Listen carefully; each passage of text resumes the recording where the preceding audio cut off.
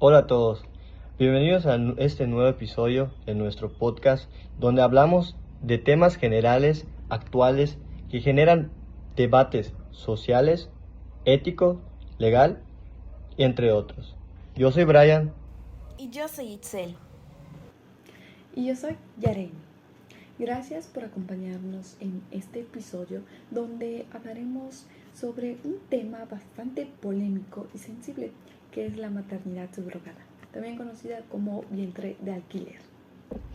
Así es, hoy vamos a analizar qué es, cómo funciona en México, sus implicaciones legales, éticas y también conoceremos un caso real que ha generado mucha controversia. Además, hablaremos sobre los principios éticos involucrados y sobre por qué este tema está tan dividido en tantas opiniones en esta sociedad hoy en día. Como primer tema tenemos qué es la maternidad subrogada. Para comenzar, la maternidad subrogada es el método de reproducción asistida en la que la mujer acepta gestar un bebé para otra persona o pareja. Después del nacimiento del bebé, se le entrega a quienes serán sus padres legales.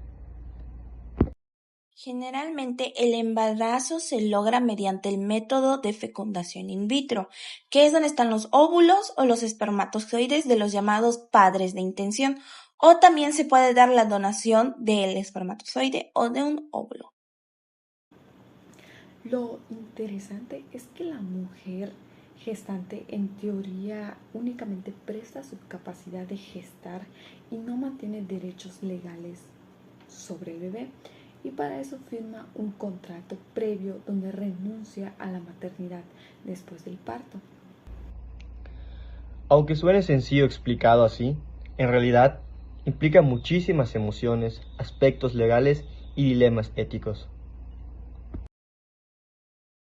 Existen dos tipos de gestación subrogada, que la primera es la tradicional o la parcial, que es donde la gestante o la madre gestante da sus óvulos. Esto quiere decir que, por lo tanto, tiene un vínculo con el bebé, es emocional. Por lo tanto, hay más conflictos legales con este tipo de gestación.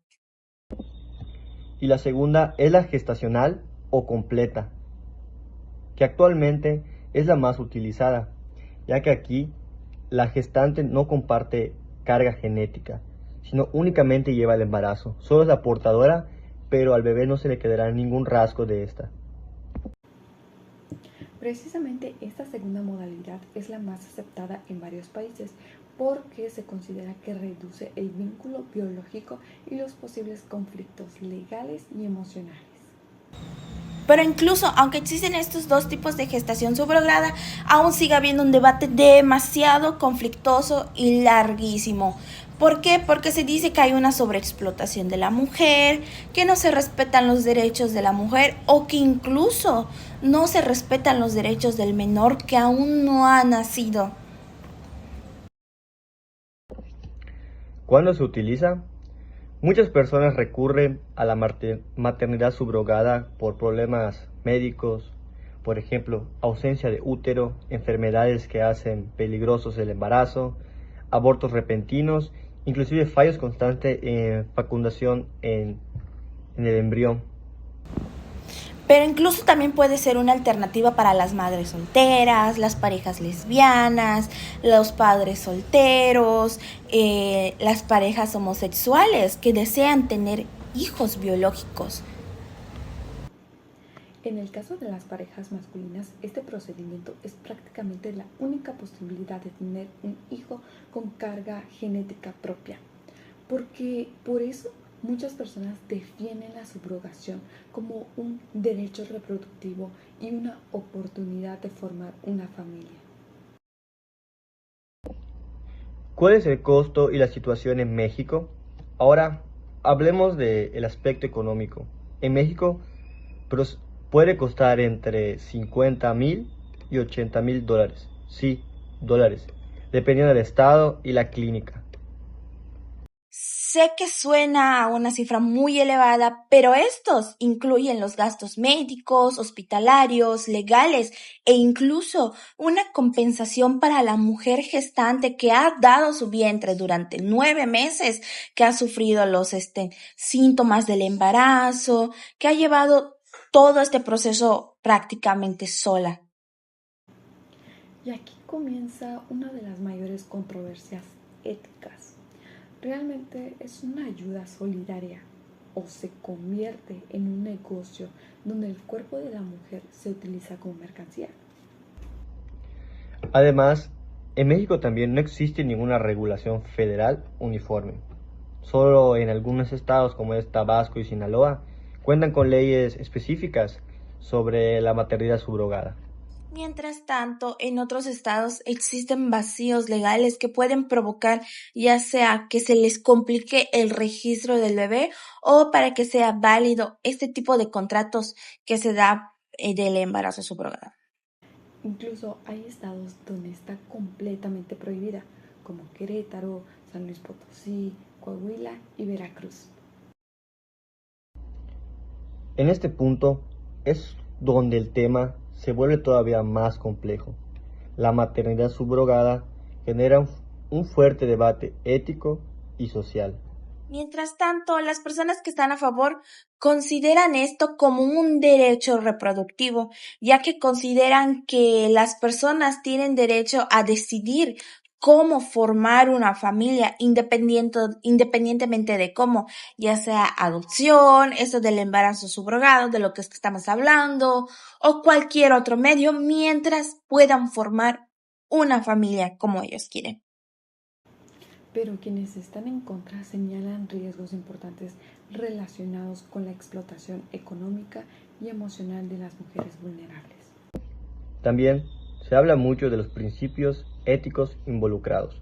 Uno de ellos es el principio de autonomía, que significa que una mujer debería decidir libremente de su cuerpo. Mientras tanto, otro de los principios fundamentales es el principio de beneficencia. ¿Qué quiere decir esto? Que busca proteger tanto a la madre gestante, al bebé e incluso a los futuros padres. Pero también aparece un principio de no maleficencia, que consiste en evitar daños físicos, psicológicos o emocionales. Y ahí surgen muchas preguntas, como por ejemplo, ¿qué pasa si la mujer sufre complicaciones? ¿Y si se arrepiente? ¿Y si es presionada por necesidad económica?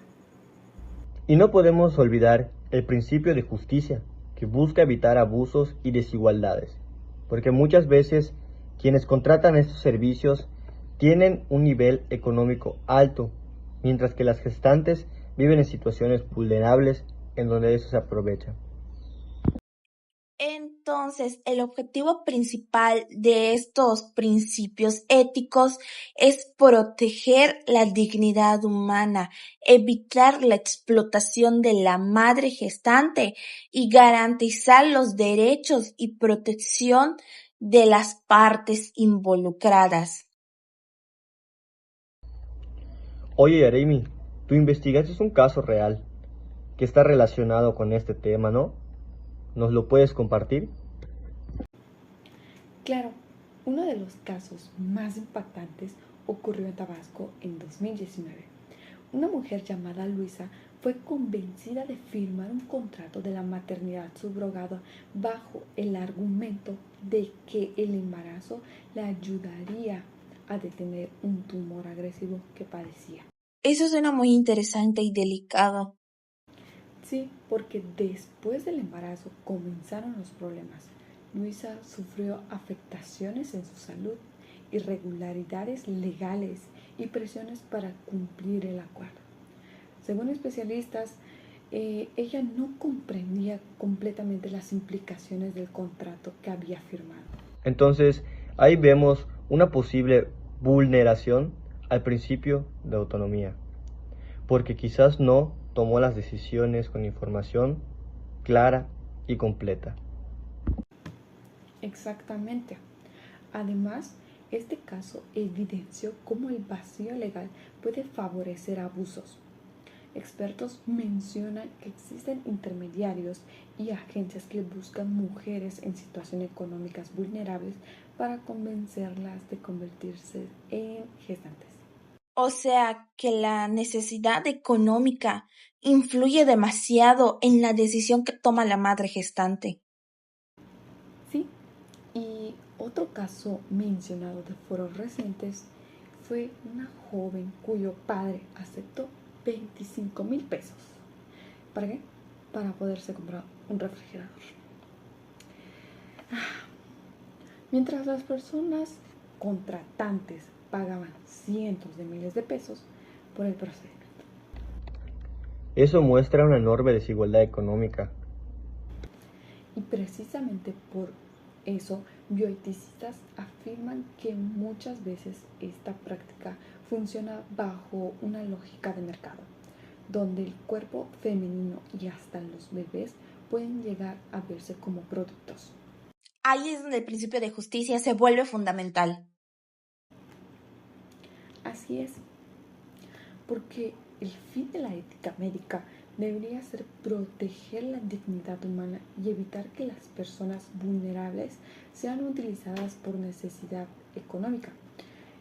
También puede garantizarse el bienestar psicológico y físico tanto de la gestante como del menor. Definitivamente es un tema muy complejo. Por un lado, representa la esperanza para muchas familias, pero para el otro, también puede abrir puertas en abusos y en explotación. Creo que algo muy importante es la regulación legal, ya que si sigue habiendo vacíos legales, pues van a seguir incurriendo en injusticias o situaciones muy poco claras para todas las partes involucradas. Y además de las leyes, hace falta educación ética y acompañamiento psicológico. No se trata solo de contratos, sino de personas, emociones y derechos humanos. Totalmente. La maternidad subrogada no es simplemente un proceso médico, sino es un tema donde interviene la dignidad, la libertad, la justicia y el bienestar del ser humano. Esperamos que este episodio del día de hoy los haya ayudado a entender un poquito más sobre este tema tan controversial hoy en día. Y recuerden que más allá de las opiniones es importante analizar siempre las implicaciones éticas y sociales de estas prácticas. Muchas gracias por escucharnos. Nosotros fuimos Brian, Itzel. Yo soy Yare y nos vemos en la siguiente.